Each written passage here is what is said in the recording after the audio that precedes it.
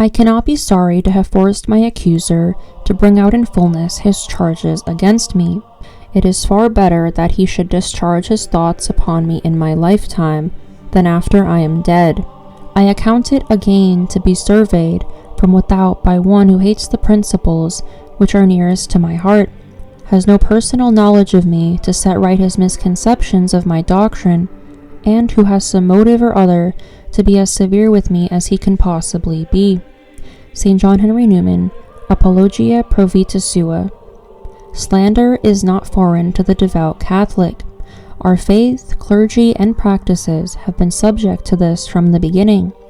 St. Padre Pio himself was viciously slandered, which led to him losing his authority to hear confessions and celebrate public masses. The Pope Pius XI later learned that he had been misled about the saint and ordered that the decrees prohibiting his ministry be retracted. As for Padre Pio, his submission to the Pope and authority of the Church undoubtedly contributed to his sainthood. The same quiet submission in the midst of great slander is seen in St. John Henry Newman. As a convert from Anglicanism, he was already deemed suspicious by some in the Church. And there are some today who in their own private judgment read the writings of St. Newman and declare him a modernist. These men, confused by his writing, struggle to reconcile them with other teachings of the Church. However, one will struggle to find a pope who deemed Newman a modernist. On the contrary, he has long been held in high regard by the Holy See.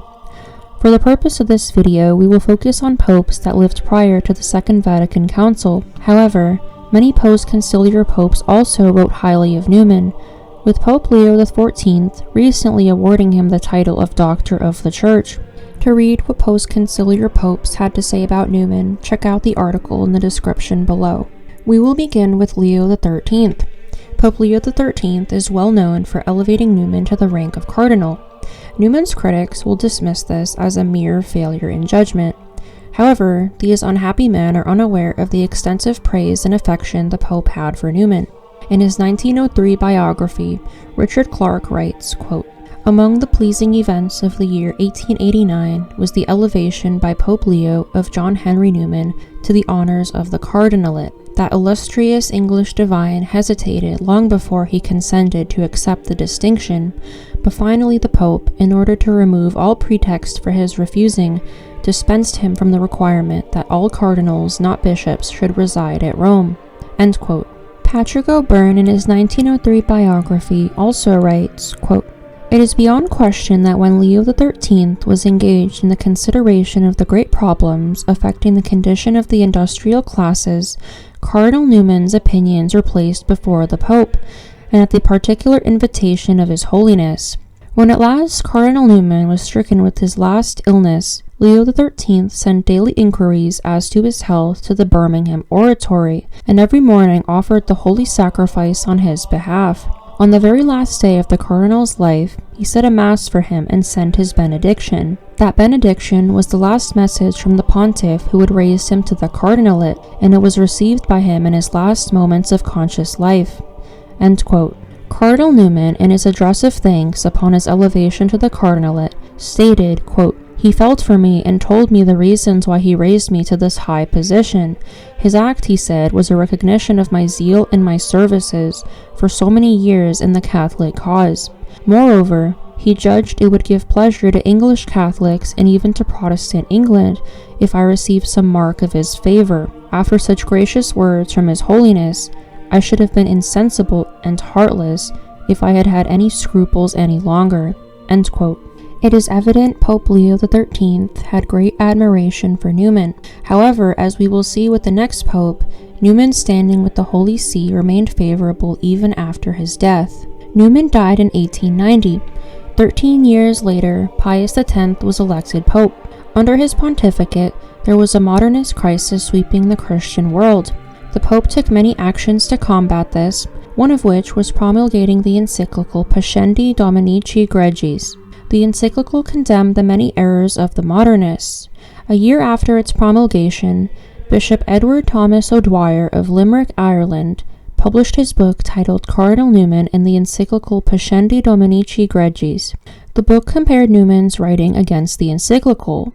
This was a direct response to the modernist of his time, who committed an egregious error by claiming that Newman upheld their false views.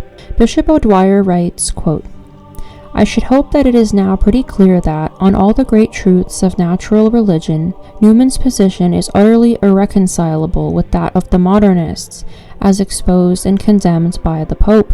The opposition between him and them is not less fundamental on the questions of revealed religion, into which they bring their root error that man's intellect cannot know God, and are driven to conclusions which are simply so many impieties. Here again, between them and Newman, as indeed all Catholic theologians, there is an impassable chasm. It is not a difference in detail nor in point of view, but essential and total." End quote. The book concluded that Newman was a faithful Catholic and that his writings were in perfect conformity with the teachings of the Church. Bishop O'Dwyer writes further, quote, "But it has been suggested that some passages in the encyclical Pascendi Dominici Gregis, if not intentionally pointed at Newman, at least by implication, touch and to some extent discredit some of the principles in his theology and their application to the practical uses of religion. In my humble opinion, there is not the smallest grounds for this suggestion, which seems to me to have come from people who would wish to create a prejudice against the encyclical, particularly in England, where Newman's name is held in such veneration. I have read this encyclical again and again, with the utmost care and attention, and during all my life long I have been a student of Newman's writings, and it is my opinion, given of course under correction, that there is not a page of them written after his conversion which is not conceived in the full spirit of this great encyclical." End quote. However, what Newman's critics don't realize is that Pius X himself highly esteemed Newman. A year after Bishop O'Dwyer published his book, Pope Pius X wrote him a letter commending the bishop for his effort defending Newman. The Pope writes, quote, "We hereby inform you that your essay, in which you show that the writings of Cardinal Newman, far from being in disagreement with our encyclical letter Pascendi, but are very much in harmony with it, has been emphatically approved by us. For you could not have better served both the truth and the dignity of man. It is clear that those people, whose errors we have condemned in that document, had decided among themselves to produce something of their own invention with which to seek the commendation of a distinguished person. And so they everywhere assert with confidence that they have taken these things from the very source and summit of authority, and that therefore we cannot censure their teachings, but rather that we had even previously gone so far as to condemn what such a great author had taught.